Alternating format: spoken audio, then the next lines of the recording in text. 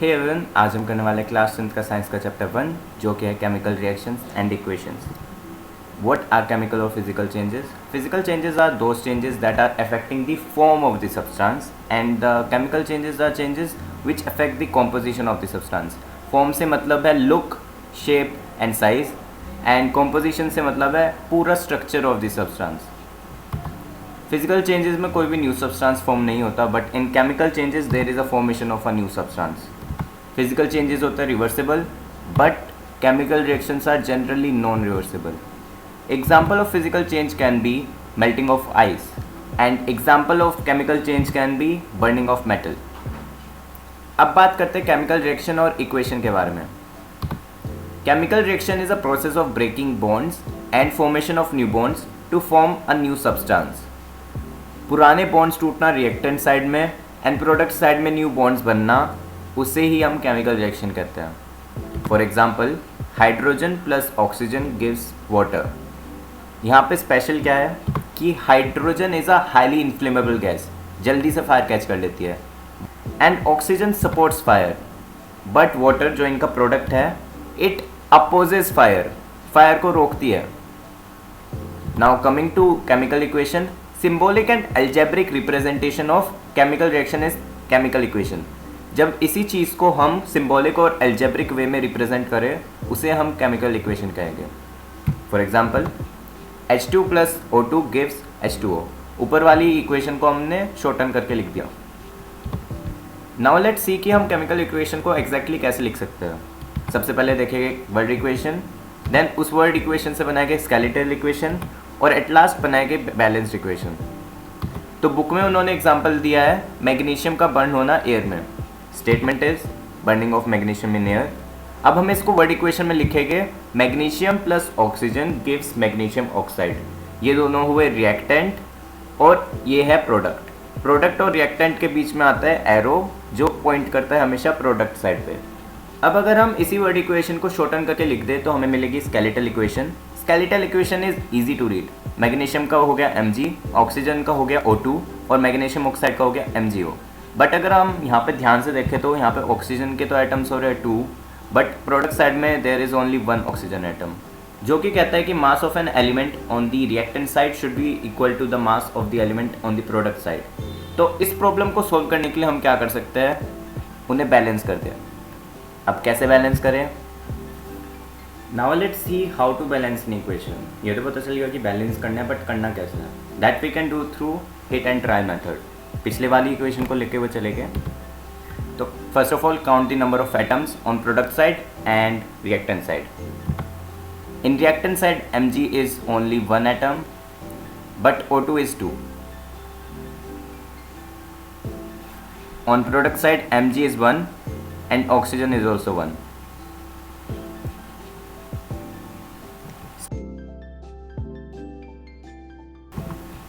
अब हमें second step में इनइक्वालिटीज़ को इक्वल करना है. तो यहाँ पे हम देख सकते हैं कि मैग्नीशियम तो इक्वल है, बट ऑक्सीजन सेम नहीं है. और हम ऑक्सीजन दोनों साइड सेम कर सकते हैं अगर हम इसको 2 बना दें. अब 2 बनाने के लिए हम क्या कर सकते हैं, इस पूरे मॉलिक्यूल को 2 से मल्टीप्लाई करते हैं. Now we have 2 Mg and 2 oxygen, but और अब हमारे पास है 2 Mg and 2 oxygen on product side. But जैसे ही हमने ये इक्वल करे, हमने नोटिस किया कि अब मैग्नीशियम अनइक्वल हो गए. ये कैसे हम सॉल्व कर सकते हैं? अब रिएक्टेंट साइड में मैग्नीशियम को अब 2 से मल्टीप्लाई करते हैं. Now we have 2 magnesium and 2 oxygen on reactant side and 2 magnesium and 2 oxygen on product side. This equation is hence balanced, और इसको ही हम कहेंगे बैलेंस्ड इक्वेशन. अब हम इक्वेशन में कुछ कॉमन सिंबल्स यूज़ करते हैं जिससे हमारी इक्वेशन और इंफॉर्मेटिव बन जाती है. तो first of all we have mentioning the state of matter. हर सब्सटेंस का हम मैटर मेंशन करें on their right side. So solid के लिए हम यूज़ करते हैं S, लिक्विड के लिए हम यूज़ करते हैं L, गैस के लिए G और एक्वा सॉल्यूशन के लिए AQ. एक्वा सॉल्यूशन क्या होता है? Solutions which are soluble in water, water में जो मिल जाते हैं. Example, iron plus water gives iron oxide and hydrogen. यहाँ पे हमने मेंशन किया है आयरन का state of matter S, H2 का स्टेट G, आयरन ऑक्साइड का मैटर S और हाइड्रोजन का G। Next we have reaction condition. कुछ रिएक्शंस में हमें कोई सर्टेन कंडीशन रीच करनी होती है जिससे रिएक्शन अकर हो, और वो हम मेंशन करते हैं अबव और below the arrow that is connecting the reaction and product. For example यहाँ पे हमने मेंशन किया है 340 एटमॉस्फेरिक प्रेशर, और ये इक्वेशन जो की है फोटोसिंथेसिस की, यहाँ पे हमने मेंशन किया है सनलाइट और क्लोरोफिल। ये कंडीशंस नेसेसरी है रिएक्शंस की अक्रेंस के लिए। Third we have gas liberation. ऐसी इक्वेशंस जिनमें गैस लिबरेट हो, इवॉल्व हो, उनके लिए हम यूज़ करते हैं up headed arrow. For example this equation, यहाँ पे हाइड्रोजन इवॉल्व हो रहा है तो हम उसके आगे अप हेडेड एरो लगा देंगे। And at last we have precipitate formation, जिसमें हम डाउन हेडेड एरो यूज़ करते हैं।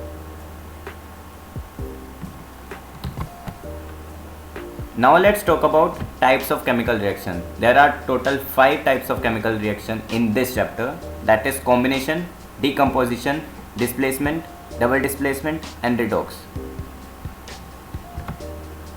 First of all we have combination reaction.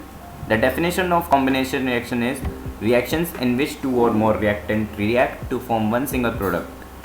ऐसे रिएक्शन जिनमें 2 या 2 से ज़्यादा रिएक्टेंट रिएक्ट करते हैं वन सिंगल प्रोडक्ट फॉर्म करने के लिए, जिसको हम कह सकते हैं A plus B gives us AB. Example of combination reaction: calcium oxide plus water gives us calcium hydroxide. इसमें 2 रिएक्टेंट ने फॉर्म किया one single product. And same is for these examples. Composition reaction, decomposition reaction is exactly opposite of combination reaction.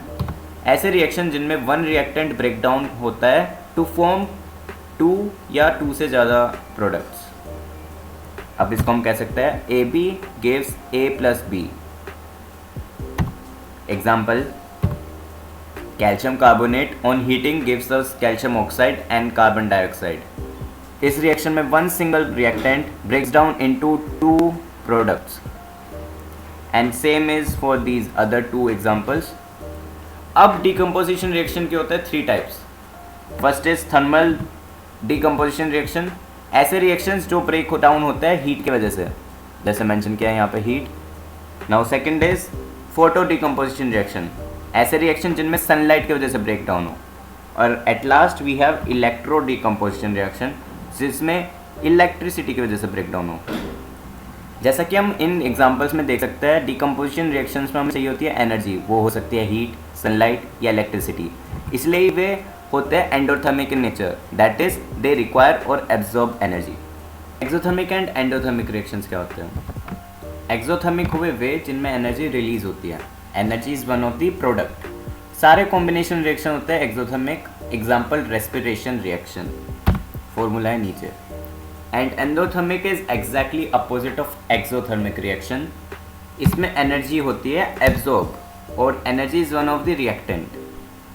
सारे decomposition reactions are endothermic. Example photosynthesis reaction, जो respiration reaction का opposite होता है। So as you can see, यहाँ पे energy is one of the product and here sunlight that is energy is one of the reactant, or we can say reaction condition. The reaction in which higher reactive elements displaces less reactive element from their compound in aqua solution. Aqua solution mention करना ज़रूरी है because it only happens in aqua solution state. Reactions जिनमें higher reactive element less reactive element को उनके compound से displace कर दे, उनकी जगह ले ले, उन्हें ही हम displacement reaction कहते हैं। To know कि कौन सा एलिमेंट ज़्यादा रिएक्टिव है, उसके लिए रिएक्टिविटी सीरीज याद करनी पड़ेगी। A plus BC gives AC plus B, तो इस रिएक्शन में A ने B की जगह ले ली। Example: iron plus copper sulphate gives iron sulphate plus copper. क्योंकि आयरन कॉपर से ज़्यादा रिएक्टिव है, इसलिए उसने कॉपर की जगह ले ली और कॉपर को डिस्प्लेस कर दिया। Same is for these other reactions. Now to be noted, iron sulphate plus copper gives no reaction. क्यों? क्योंकि copper is less reactive than iron and we have mentioned कि higher reactive element displaces the less reactive element. Now coming to double displacement reaction. Reactions in which exchange of ions between reactant in their aqua solution takes place. In this reaction precipitate is formed. Reactions जिनमें exchange of ion हो in their aqua solution. Aqua solution mention करना फिर से ज़रूरी है. और इनमें precipitate भी form होता है.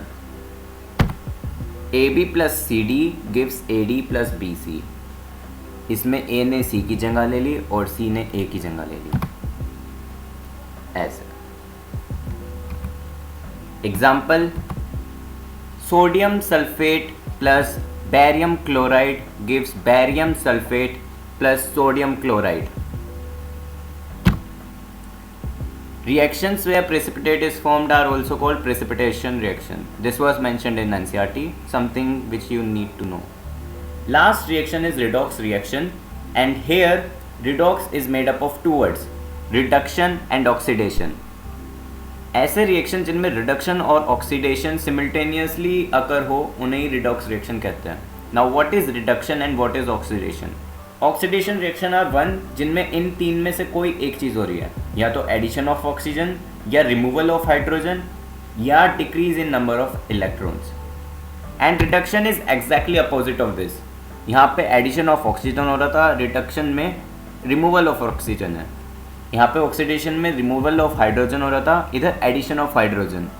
इन oxidation it is decrease in number of electrons, in reduction it is increase in number of electrons. One more important thing is कि जहाँ पे ऑक्सीडेशन रिएक्शन होगा वहाँ पे रिडक्शन भी होगा. Now this is the book example. Copper oxide plus hydrogen on heating gives us copper plus water. यहाँ पे हाइड्रोजन में ऑक्सीजन आ गया, एडिशन ऑफ ऑक्सीजन, इसलिए उसे ऑक्सीडेशन कहा. और यहाँ पे कॉपर से ऑक्सीजन चला गया इसलिए उसे रिडक्शन कहा. अब एक और एक एडिशनल इंपॉर्टेंट कंसेप्ट है इसमें, reducing agent and oxidizing agent. Reducing agent is always equal to oxidizing site and oxidizing agent is always equal to reducing site. What is reducing agent? Reducing agent are those reactant जो खुद तो oxidise हो जाए but दूसरे reactant को reduce करते हैं.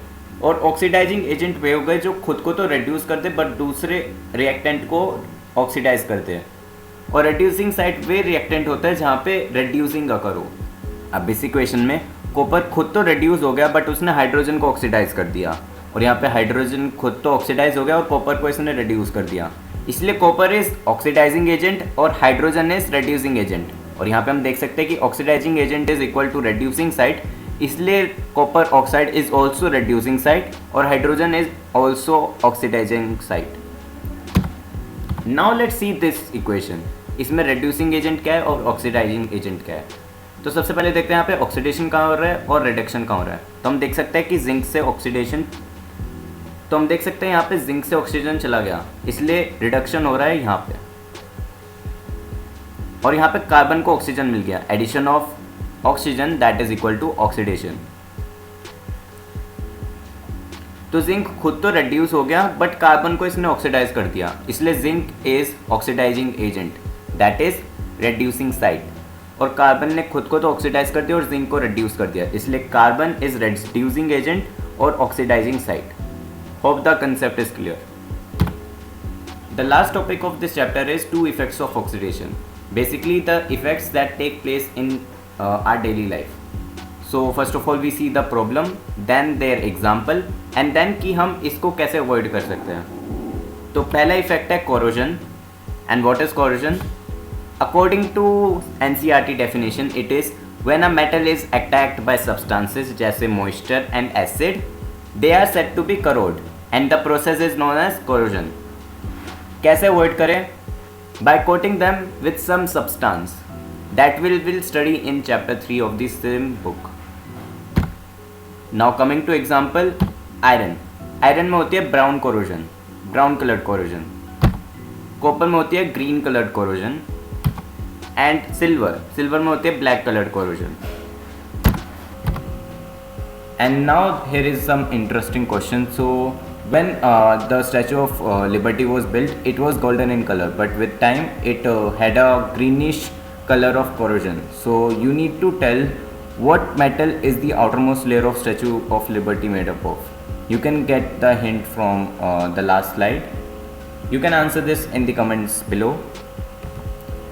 The second effect of oxidation is rancidity. What is rancidity?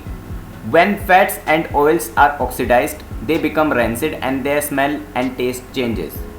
जब फैट और ऑयल कंटेनिंग सब्सटेंसेस ऑक्सीडाइज हो जाते हैं तो वे रैंसिड हो जाते हैं और उनकी स्मेल और टेस्ट चेंज हो जाता है और कई बार वे टॉक्सिक भी बन जाते हैं. तो ये होता है हमारे डेली फूड आइटम्स में जो फैट या ऑयल कंटेन करते हैं. अब हम कैसे अवॉइड कर सकते हैं? First step is substances which prevent oxidation, जिनको हम कहते हैं एंटीऑक्सीडेंट, वे ऐड कर देते हैं हम उन फूड आइटम्स में जिससे oxidation. Now second is snacks like chips are filled with gases like nitrogen to prevent them from getting oxidised. Now we can see कि एप्पल में रेंसिडिटी कैसे होती है. एंड सेकंड इज कि नाइट्रोजन फिल्ड चिप्स कैसा दिखता है. जैसे कि दिख सकता है कि इसमें हवा भरी होती है, वो नाइट्रोजन होता है. So this was the end of the chapter, and what you can do next is read the chapter once, do the exercise, and at last practice the questions with NCERT Exemplar. And this PPT is available in the link in the description just in case you need it. That was all. Thank you. Bye.